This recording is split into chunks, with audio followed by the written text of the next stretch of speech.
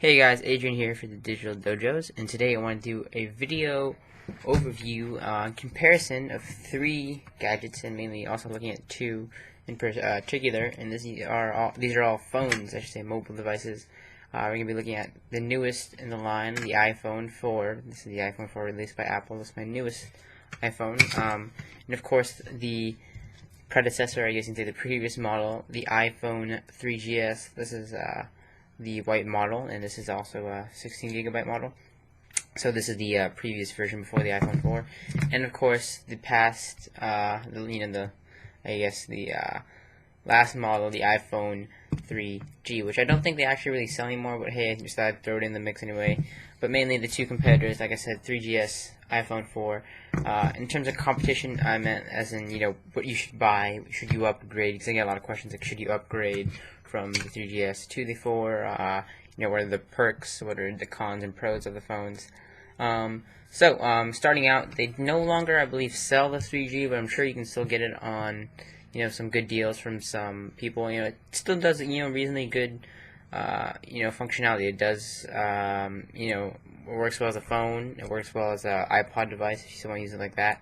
For like an iPod Touch purposes. I can still use mine on Wi-Fi. It does really, really well, and you can see the form factor is just about the same with the 3GS, and the 3G really had no hardware change except for the actual coloring on the back. This came in white and black.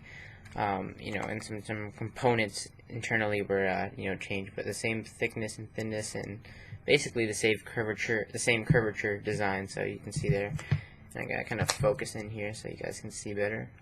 But you can see there about the same. Nice finish on the back of the 3GS. Nice flat panel. And then here I have a protector on the back of the 3G. And you have to take note, this is also a replaced screen because my 3G screen did crack. While on the iPhone 4, you have a whole new design. You have this aluminum, kind of like, I want to say, the whole band right here. This is the antenna. Sorry, I'm going out of frame there. This is the whole thing right here is the actual antenna. This whole aluminum band across. It's all one, kind of like a unibody design. And while you have the glass here on top, and I guess it was like a acrylic type material, which feels really nice in the hand. At the same time, it's kind of fingerprinty, as you can see. Looks sleek though, and some people are afraid to drop it, but it does feel something like pretty tough material. The phone itself feels really, really tough. This is a really great design, this whole aluminum band across, and the exception of the antenna on the outside of the phone. You can see those little lines. But the problem, is that death grip that people have trouble with when you slide here. Let me see if I can get it to happen. I'm not sure if you guys will be able to see it. I'll hold it sideways for you so I can try and do this. See how that signal kind of drops as I hold it right down where those signals are dropping, because of the antenna is actually located right there on those lines. So, of course, the solution, a case. Some people even put like a protective taping over those antennas. So they've tried software fixes for it. The hardware fix really isn't going to probably come out in the next iPhone 4 version. Now, the 3GS goes on sale as of currently for $99. You can get the 8 GB model. The 3Gs, like I said, is no longer in stock. The iPhone 4, however, 16 GB model for $199, so about $200. Or you can get the model I have. I have the 32 GB model, which is $300. Of course, you still have to get a contract with each phone, depending on which one you get. You have your monthly fees, and depending on your carrier. My carrier is SoftBank. Alright, here. Now, looking down here at the prices, I already showed you that per model. Display-wise, what are you going to get? Well, on the iPhone 4, you're going to get the new Retina display, which is actually a huge, huge feature within itself, hardware-wise. So I'm going to go ahead and unlock both phones here. You can't tell by the phone itself, because the webcam won't do justice. I'm trying to balance these phones out here so that I don't drop one or another. But let's see. I'm just going to put this one more here. There you go. The colors on the iPhone 4 are more vibrant, and these are pictures taken on each of the phones. So I'm going to talk a little bit more about the camera later on. But quality-wise, the 3G and the 3GS are about the same. There wasn't really much of a change between the two. screen-wise. The 4, though, you get much more richer color. You get a 960 by 640 resolution, 326 ppi compared to the 163 ppi you got on the 3GS. I believe that's pixels per inch. And both 3G, 3GS, and iPhone 4 are all multi-touch capable.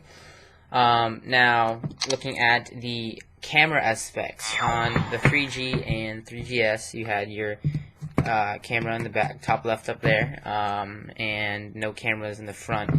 Now you have an internal camera on the iPhone 4 used for FaceTime and self-portrait type pictures, which is a VGA camera, I believe, about 3 megapixels, or the same as these. This is the 3 megapixel on the 3G and 3GS as well. Though the 3GS, the one thing it did add to the game was the tap to focus, which does allow better pictures on the iPhone 3GS than on the previous model of the 3G. On the 4, however, you had a new 720p camera that can do video. The 3GS and the iPhone 4 can both do video, so they're, if you need a video phone, they can both do that. But the 3GS has a 3 megapixel camera, while the iPhone 4 has a 5 megapixel with LED flash and a backside illumination sensor, so it knows, when it needs to turn on the LED light if you put that on automatic. And of course, like I said, the front cam VGA resolution camera. Other than that, the technology built into these devices, multi-touch, like I said, for both of them. The iPhone 4 supports 802.11b, G, and N, which isn't supported by the 3GS. It only supports B and G Wi-Fi capabilities. They both are, I should say, all 3 models have a GPS built in, have an accelerometer built in, though the iPhone 4 offers a new 3-axis gyro, which I've showed this in a previous video. Basically, the whole phone itself, as you turn like this, if you're the user and you're playing a game, you can turn left, your character will turn left, you can turn right. The whole phone acts as a gyroscope type device. It has a new Apple A4 processor, which allows you to do stuff much more quicker, launch apps, etc. And the dual mic suppression is built in for the mic on the bottom here, and on the top there's a new mic just so that you get better call quality. Now, turning on all phones here, if you can see, as I had this picture open earlier, this is, let me open here. Now, keep in mind the 3G and my 3G and my iPhone 4 are all jailbroken, so I didn't want to run any speed tests because that might have been a little bit unfair there. So, showing all 3 pictures here, and I'm going to try and get it so that I can focus in here. These are all pictures I took with each phone using their own camera of their, of my blue snowflake mic. And as you can see from the 3G quality is kind of blurry because it has no tap to focus. You can't really see the grill on the microphone nor the text. Well, on the 3GS and iPhone 4, you get a more detailed picture. You can get the grill of the microphone, you get the text, but the thing about the iPhone 4 is you can see the color is much more richer, and the focus is just also much more in depth. You can get more, the whole picture is in focus rather than just the grill. They both have tap to focus, but they both you can't tell from the webcam, but the iPhone 4 the colors are much more richer, and the brightness the brightness on all 3 devices are set at the same level. So, going down to more specs, battery-wise, you get about the same life. Actually, you get, I would say, 7 hours on the iPhone 4 is what they state on the 3G connection. That's talk time. 5 hours on the 3GS, and I guess about 5 to 4 hours on the 3G. Standby time's 300 hours. Only, they say you get 10 extra hours of audio playback, which is 40 hours on the iPhone 4. Same video playback hours, 10 hours on each of the phones. Really, what you get when you're getting these, you all get iOS 4 loaded on all of them, but there is a lot of drawbacks. So if you're having the 3G like myself, this is my phone I used to use, and I upgraded from the 3G to the iPhone 4. I skipped out on the 3GS. The iPhone 3G doesn't get stuff like multitasking, just because it's too taxing on the processor.